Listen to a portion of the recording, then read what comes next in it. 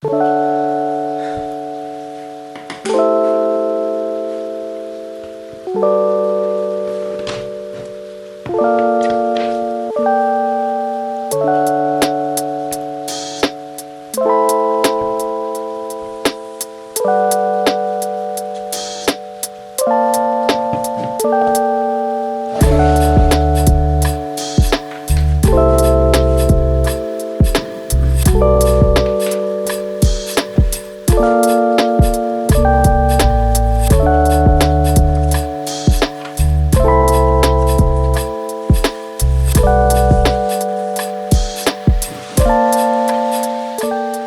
everyone, welcome back to another video.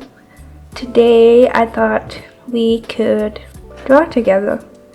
I haven't really done a video like this before on my channel. I mostly only do paintings and studio vlogs, and I haven't really shared my sketchbook ever or done just a drawing video, so I thought this would be a nice change of pace. I went over to my Instagram and I asked you guys to send in some questions or topics you'd like to hear me talk about as we fill this spread in my sketchbook. So thank you to everyone who sent in. This is quite a long video, so feel free to pop me in on the background and grab yourself a beverage of choice and grab your sketchbook and sketching supplies and we can draw together. I have to warn you though, I did try recording the talking part of this video as I was doing the drawings, like at the same time, but I pretty much stopped. I kind of forgot to talk almost 5 minutes into the thing. My brain can't handle drawing and talking at the same time, so hello from voiceover Ness. I hope that is okay, but yeah, I'm going to grab my questions and let us begin, I guess. The first one we have comes from my lovely friend at Untitled Paintings on YouTube, and it's quite fitting to today's video. And she asks, what does your sketchbooking practice look like? Do you try to set time aside for it weekly, or is it a more spontaneous whenever inspiration hits type of thing? It's funny, the beginning of this year, 2023, I put it as a goal for myself to use my sketchbook more casually. That is, if you've been following me for a while, you probably have seen my bigger square sketchbook. I do a lot more finished, completed paintings in that, and there's very less actual sketching. So I decided that this year I was going to invest a little bit more time in just being present with my sketchbook and just drawing. And how I like to go about it is, I try to sit with it every day if I can. The amount of time I put in it doesn't really matter, even if it's 5 minutes or 30 minutes. My goal is just to sit with my sketchbook and draw something in it, and I can leave my idea of making a perfect spread behind. I don't have to worry about how much time I spend on it. I don't have to worry about how the spread turns out. I can just be free and experiment, and since I don't have to share it with anybody, that pressure of creating a good product is left behind. And with this sketchbook especially, I am trying to experiment with layouts and mediums and styles and whatnot. And in terms of the sketchbook practice, that is how I'm going about this particular sketchbook. And if in case I am not able to draw one day, I allow myself to take that break if I need it. So it's not like something I absolutely have to do. If I can, that's awesome. So it's not a task, if that makes sense. I see this almost as a mindfulness practice. I always add in a little bit of journaling into my pages, so it becomes a very all-rounded experience to sit down with my sketchbook every day. I mostly do this right before I go to sleep or as soon as I wake up. And so yeah, I have this sketchbook where it's just random sketching, and I have the other square one where it's completed paintings. So in terms of the whenever inspiration strikes kind of drawings, I do that in both of these, in this little sketchbook and the square one. But proper sketchbook practice happens in this little sketchbook. It's much tinier, it's much lighter, and I can carry it around with me, so I can get in my daily sketching wherever I am and as much as I'm able to. So I guess, yeah, that is my sketchbooking practice. The next one is my favorite TV shows. I like Young Sheldon. I am currently on my probably 20th cycle of rewatching the show. I like The Big Bang Theory. I like The Office. I like Friends. I like The Good Place very much. One of my top favorites. I like Brooklyn Nine-Nine. And I also like Dark, the time travel limited series.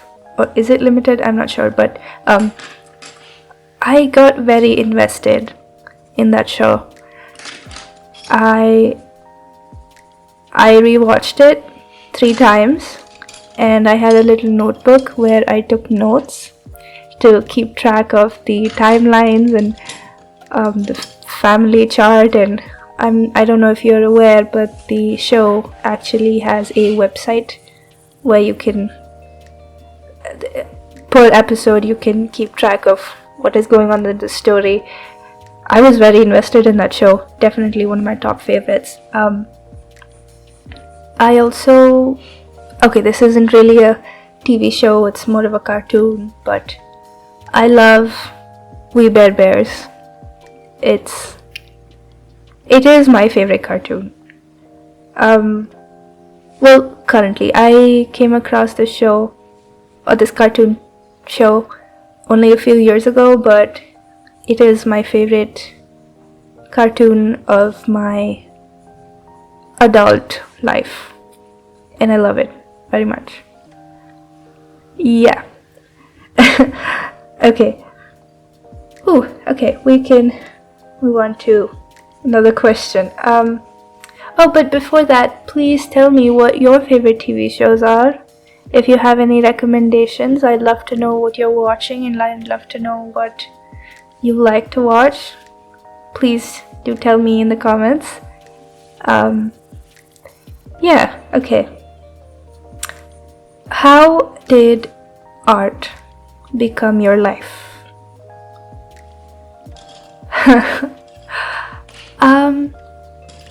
Let's see.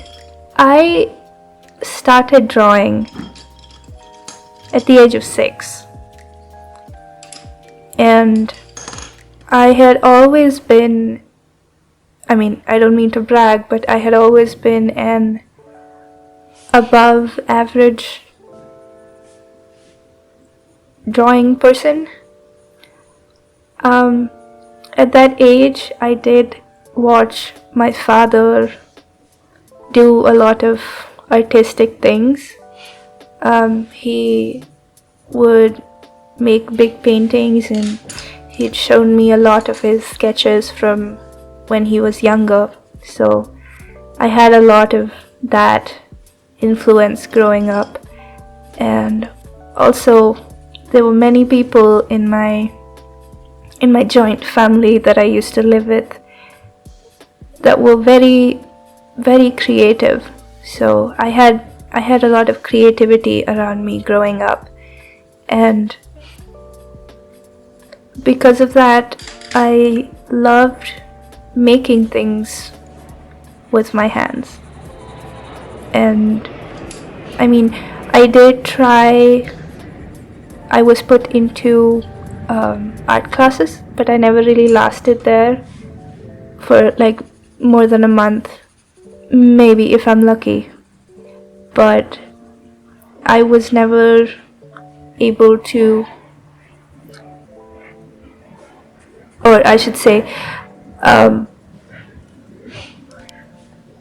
my level of drawing was not the same as the level of drawing that was being taught in the art classes, so I never really lasted there.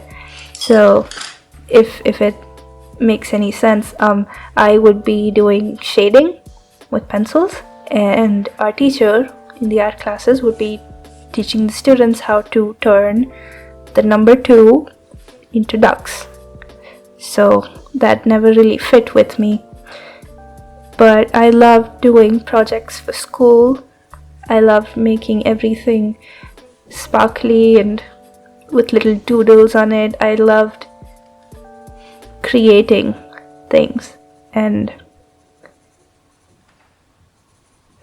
as a kid, it was so wonderful to have that talent, if that makes sense, because I was able to create things that were of a much higher standard. Even when I look back now, it's kind of insane to see how much I was able to do at that young age. But yeah, anyways, around when I turned 8, we moved to a different city, and because of this shift, I kind of lost touch with creating and art and drawing. If it gives you a sense, in the city that I used to live in, our class had just started learning addition, and the school in this new city, my class was already starting division. So I had that huge gap to cover up, and not just in mathematics, in pretty much all the other subjects. Also, English was not my first language, and it was very difficult for me, at least in the first year, to communicate with the people around me and with my teachers. And I always had this like race. I was trying to catch up to the stuff that I had missed, and my I guess attention just shifted from being a creative person to surviving school, especially because I had that huge gap. And I mean, it's safe to say now, I'm almost 22, I can say that that gap affected all of my school life. And because of it, I was not able to pay attention to art. I mean, to be fair, I did draw and I did paint a little bit here and there, but it was probably like once a month or twice a month, but it was never a thing that I did consciously with joy I had lost that connection to my talent or my skill or that passion that I had. But when I came to 8th grade, things kind of shifted a little bit. I faced a lot of comparison growing up to one of my classmates that I used to spend a lot of time with. They were a very good student. They were the class topper, and everyone around me would say stuff like I should also be a good student because I hang out with them so much. And I mean, obviously that has a very negative effect on a child, and that did have a negative effect on me. And I mean, that continued for a long time, and then in 8th grade I decided that I was going to be a better student. I was going to get better marks, and I was just going to be better at school.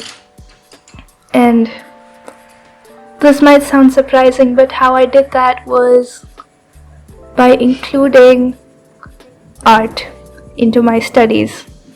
So all my notes were super colorful.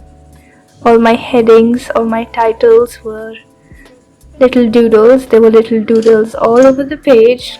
My graphs and my charts, everything was super decorated. And there was this one thing I did, especially with the sciences, whenever I did not understand an answer or a concept, I would think of the answer or the concept in terms of a story. Like, I would imagine it as a story and I would draw it out. And if if it helps you make sense of this, my inspiration for this was the Magic School Bus, the kids TV show, and I would try to convert topics and lessons into little cartoons like that.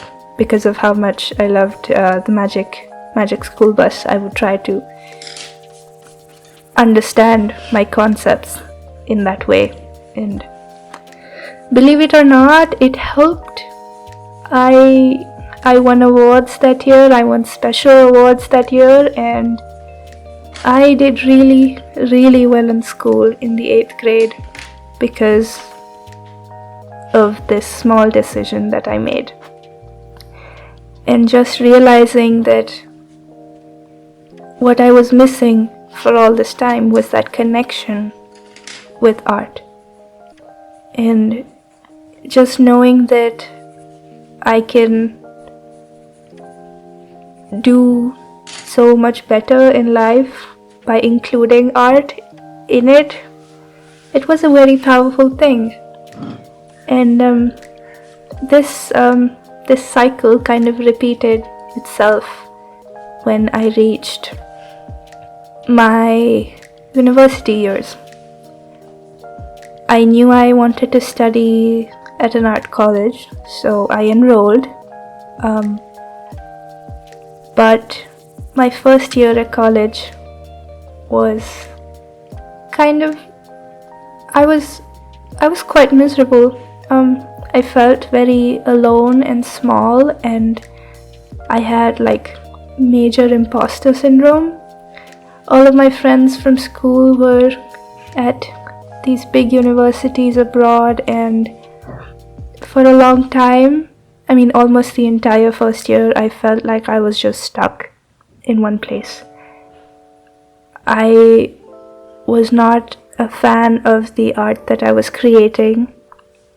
I kept comparing myself to all of the art of my classmates, and I mean, they're wonderful. I have some really, really talented classmates, but whenever I saw myself in that group, I just felt so out of place.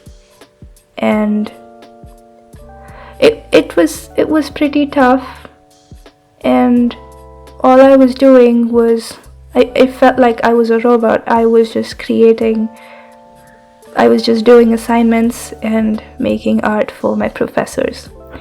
And it got really very, very exhausting. And once again, that connection with art, with my art, was lost. First year got over, and then COVID hit, and everything was under lockdown. And one of the things that I'm most grateful for about, well, with respect to this lockdown that we had, was I was able to regain that connection again. I started my YouTube channel. I set up a website. I set up an online shop. I started being much more active on Instagram, and I took this as, this is what your life is. This is what you're going to be doing for the rest of your life. So show up today, right now. And I started to take creating things more seriously.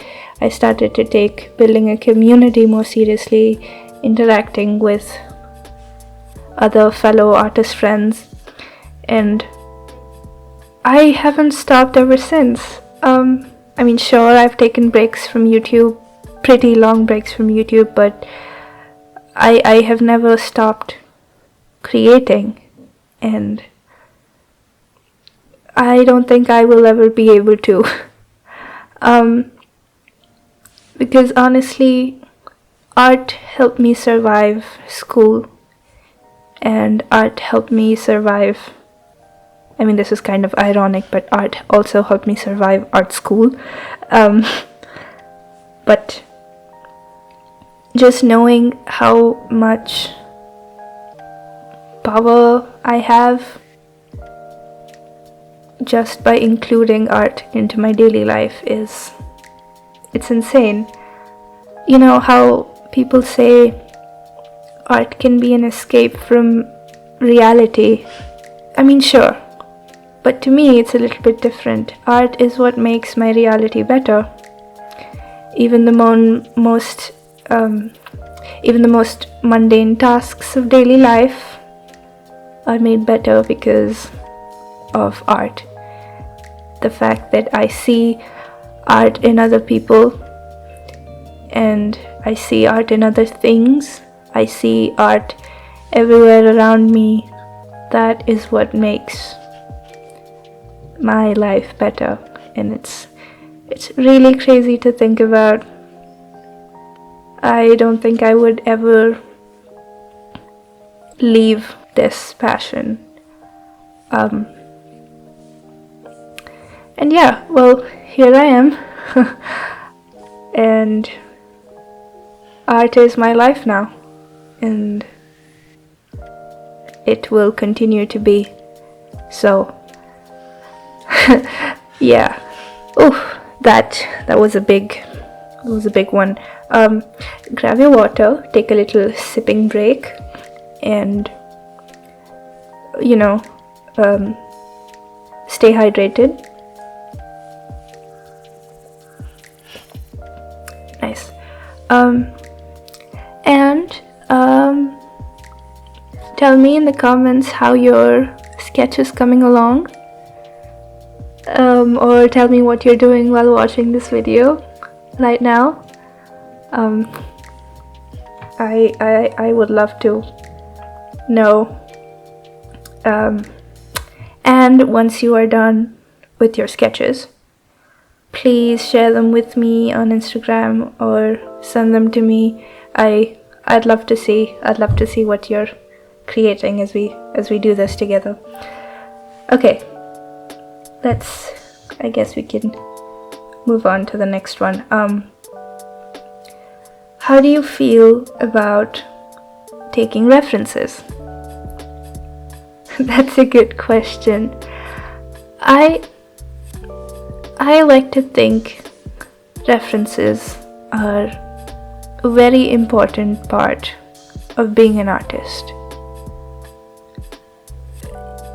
I see references as a tool to improve skill and learning, so long as it is used in the right context. There is taking references, and then there is copying and passing off an artwork as your own. And to better differentiate that in my own head when I'm using a reference is, I like to think of my reference pictures as inspiration rather than like quotes reference. I have to figure out the why of my reference image. Why do I like the way that it looks? Why do I like the composition? Why do I like the colors? Why do I like the lines in it? And once I have that answer to the why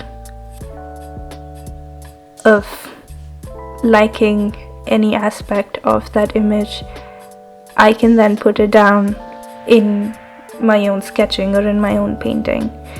And this way I am being respectful to my talent and the talent of the person that has created the reference image that I'm using. And obviously, if you're just what am I trying to say? If you're blatantly trying to copy the image, passing it off as your own, that is not right. You have to use these pictures as inspiration to improve or better your own skill. It's a different thing if you're doing like a master study or trying to learn from another artist. That's a different thing, and even still you have to show some respect to that other artist's time and effort put into what you're trying to recreate. It's always a good idea to give credits if you're using a reference, but as much as you can, regardless, use references as inspiration. I'm sure you've heard of the saying that nothing is original. That holds true here as well. And I like to think that regardless of how original I think my idea is, it's probably not, because I have inspiration all around me. I can get inspired from some colors that I see while I'm on a walk outside. That's an inspiration. Technically, that's also a reference. And I like to have this kind of mindset when I'm using a reference. I will pick the things from it that I like the most, and I will use it to inspire the work that I'm going to create. And just keep it an ethical practice, if that makes sense.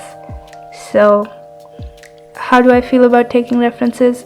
I feel great about taking references. I recommend it, and I suggest that you also do take references. I'm using references while making the sketchbook spread as well.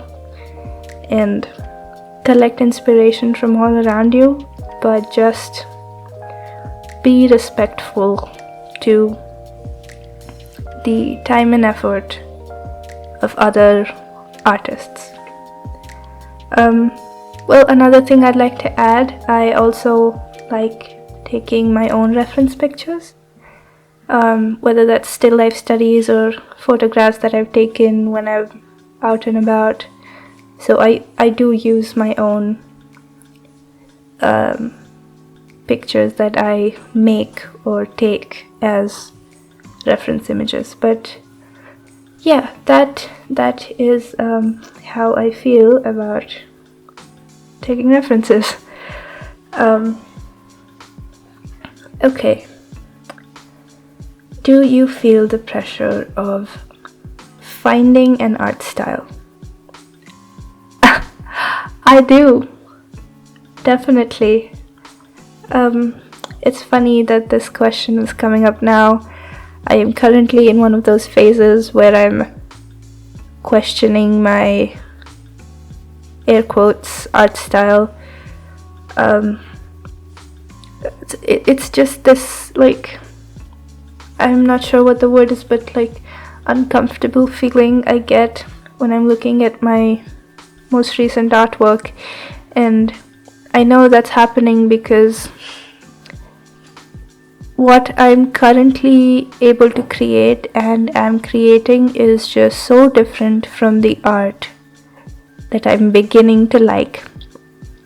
I am enjoying more illustrative artworks that have some kind of storytelling to them, and my own art is not, well, currently it's not like that, and there's just this gap between what my art is and what I'd like it to be. And not just my art, but also my art style, my brushstrokes, my layouts, my composition, my colors, literally pretty much everything. What I'm thinking in my head it should look like is not what it looks like. And I think a lot of artists actually go through that, and it's probably just one of the phases that artists go through, like art block or something. But how I work around this thinking, especially today with trying to make your Instagram feed look perfect, all matchy, how I like to work around this is, if there is a gap between what my art actually looks and what I want it to look like, that is room for me to grow. That is room for me to evolve my skills.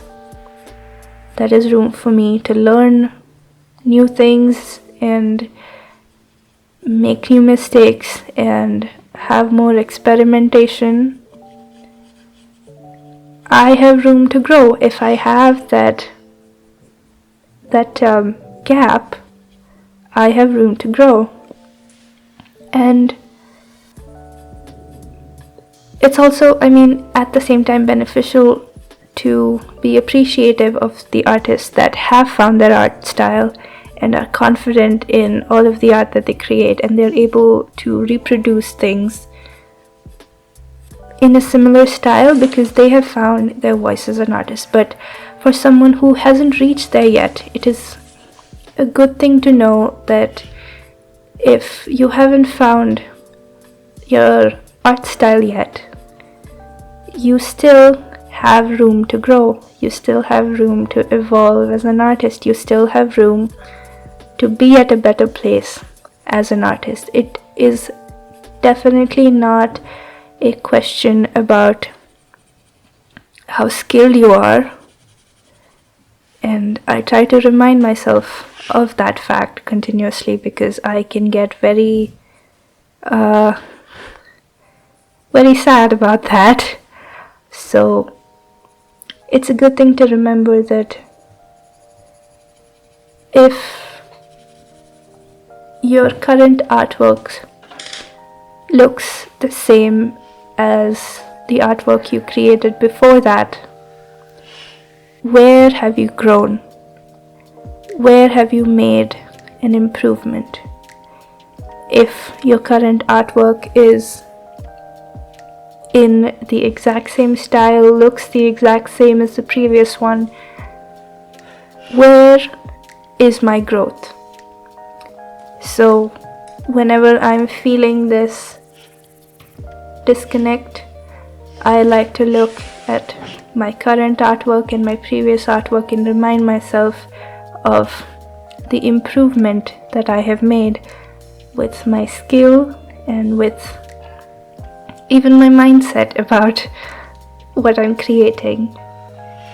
So, and I mean that is a good thing to remember, and just not put so much pressure on yourself about making the perfect painting or having the perfect art style or having the perfect cohesive Instagram feed.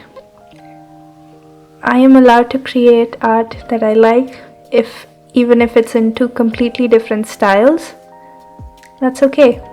It's in the style of me because I have created it, and that's okay. So, to answer the question, yes, I do feel the pressure of finding an art style, and I am currently having that. Pretty much hit me like a bus right now because of how much I am enjoying a very different kind of art, like artworks. I don't think that was correct English, but you get it. My art doesn't look like the art I'm currently enjoying, but that's okay. Once again, I have room to grow there, and that's a good thing to remember. Okay.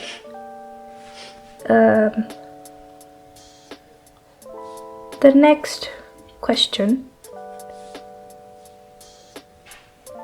what do you like working with more, acrylic, gouache, or watercolors?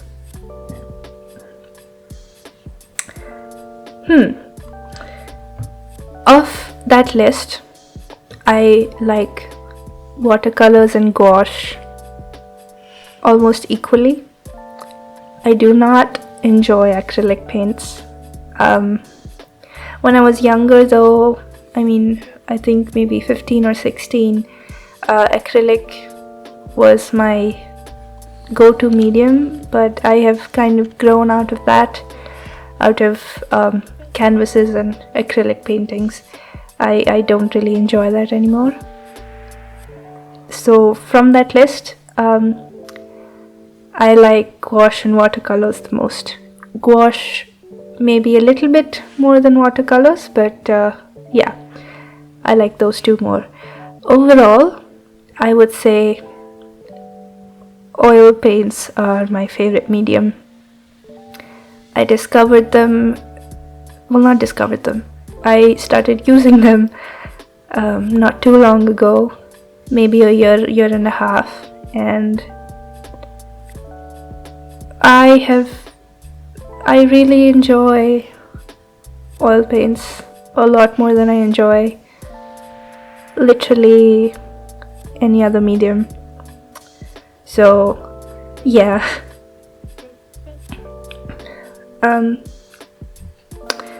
Okay, next question.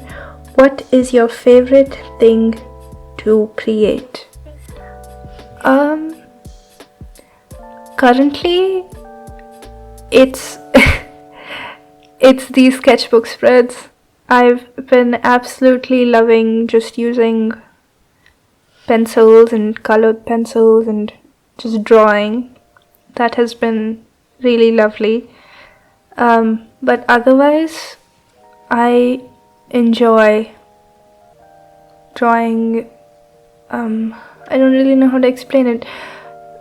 I like doing still life studies that don't really look 100% like still life studies. In the sense that there's a few unfinished areas of my painting. There's poetry words added into the composition, and you can tell that there's, the edges are unfinished and the brushstrokes are visible. Those kind of paintings are my favorite to create.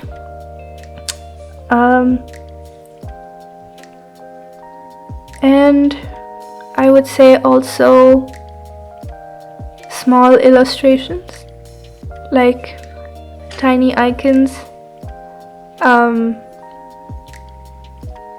That sounds like a very specific thing, but I really like making tiny doodles for my website. I really enjoy those. I feel like I'm constantly changing them up for my website and my blog and my newsletter. I really enjoy that as well. And it's funny, my favorite thing to create used to be portraits, like faces. And I used to like them so much, I even started a whole hashtag, hashtag ness for portraits, because of how much I love doing portraits. I have started doing lesser number of portraits now. I mean, I still paint faces, but not as much as I paint my still life things, so yeah. Okay, I've talked about like 1500 things. My favorite thing to create is makeshift still life studies with oil paints. Yes. Okay. I guess that is a good amount of questions for today. There's about, I think, 6 or 7 minutes left of this video. I will leave you guys here, and I'll put in some nice background music for the rest of the video so you can continue your sketchbooking. And I would love to see what you guys have drawn with me. Please send me pictures. I feel like I've said that so many times already, but I would really love to see. So you can message me on Instagram, and yeah, I will. Wow, my brain just completely blanked. I forgot what I was going to say. Anyways, thank you for being here. Thank you for joining me today. I appreciate you very, very much. And let me know if you enjoyed this kind of a video, if you'd like to see me do more of these chatty sketch with me videos, and I will definitely do that. Yeah, until then, thank you for being here again, and I will see you in my next one. Bye.